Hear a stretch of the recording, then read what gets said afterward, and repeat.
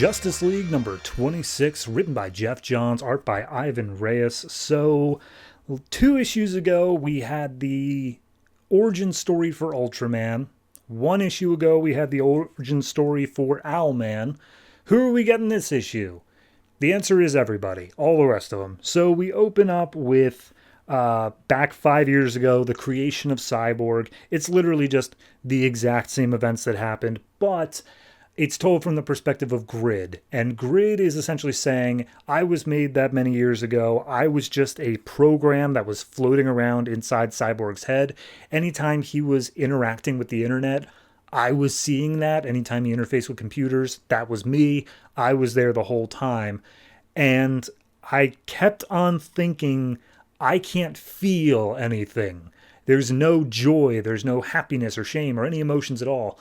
And eventually he came to the conclusion that it was because of the human half that's coexisting with his cybernetic half that he was unable to feel anything. So he just ripped off that part of the body, took full control, but he still is unable to feel anything. So in his effort to try to feel something, he's going big or going home. He's working with the crime syndicate, and we see him keeping an eye on pretty much all of them, seeing what they're up to. And he's like, yes, these 7 beings, they are incredibly powerful and incredibly terrifying, but I'm not terrified because I can't feel anything. And then the outsider steps up and basically reminds Grid, saying, hey, just want to make sure you're not talking to Nightwing at all, because he needs to be totally separate from everything else. And Grid's like, I couldn't care less about Nightwing. In fact, the only thing that I care about is that 9th guy you brought. And finally, they bring attention to the dude in the burlap sack who's tied up in another room. He's like, yeah, he's starting to come too. Should we get him more like sedatives or whatever? And Outsider's like, oh yeah, don't worry about that. I'll take care of him. And Grid basically questions, like, he seems like a normal guy. I've run a bunch of scans on him. He's just a normal dude. What's up with him? And Outsider's like, don't worry about that. But, he is not normal. That's all you need to know. So, at that point, Grid basically says, all right, well, as long as I've got some downtime, I'm going to go ahead and read into the Crime Syndicate's files because, of course, they have files on themselves. Why wouldn't they? So, we cut to 5 years ago on Earth 3 Coast City, and we see Hal Jordan is staring through a peephole. Actually, you know what? I'm not sure his name is Hal. Oh, no, it isn't. They keep calling him Harold, but I think Hal is supposed to be short for Harold.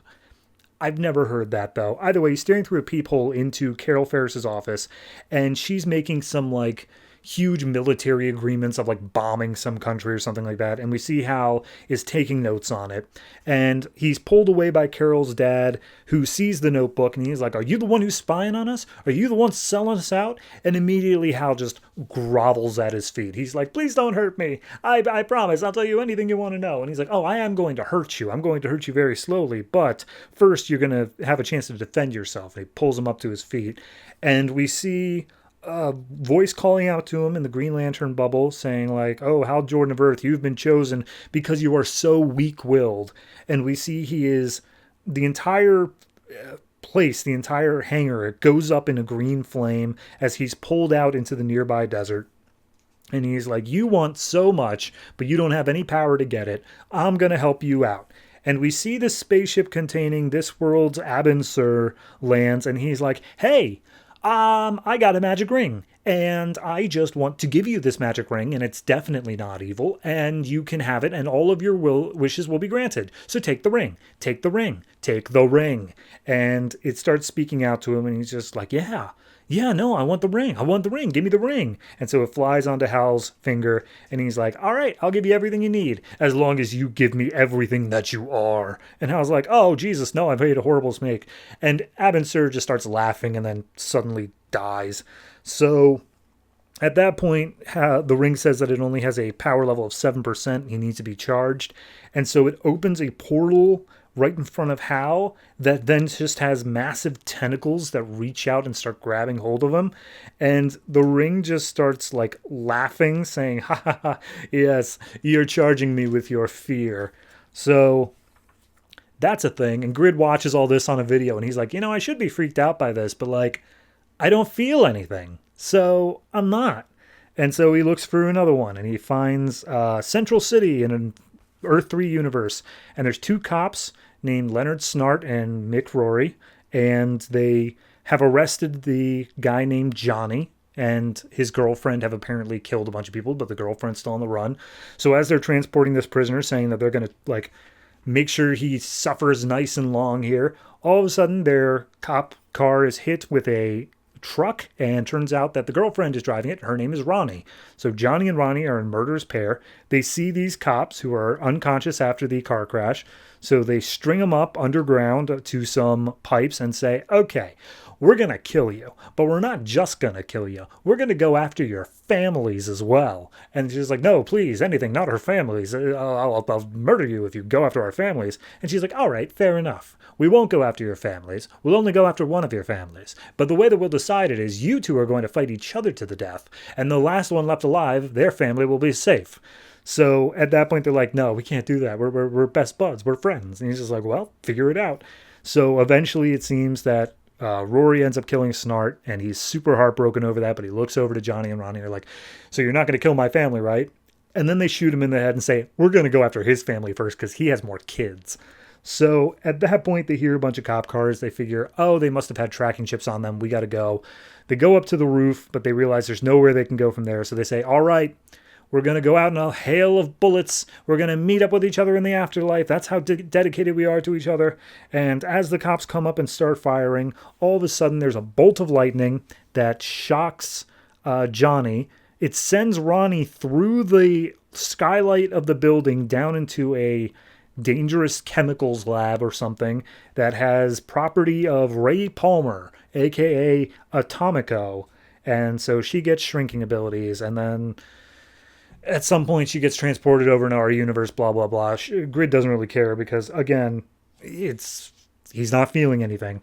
And then we get the last little thing, which is Deathstorm, where there is Professor Martin Stein. He's essentially giving money to homeless people and then abducting them, tricking them to come in his lab.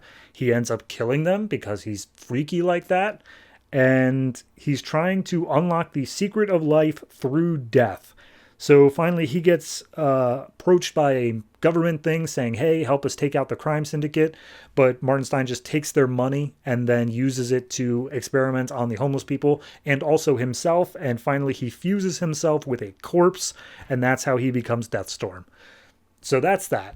And then Grid turns over to Superwoman's file and says, ooh, she is by far the most emotionally manipulative. If anyone's going to teach me how to feel something, it's going to be her. And he goes to open the file, and it's deleted. And Grid is like, that's weird, but also highly suspicious, if I were suspicious of anything, because I can't feel. And then we get, I think it's the last, but now one more page after this.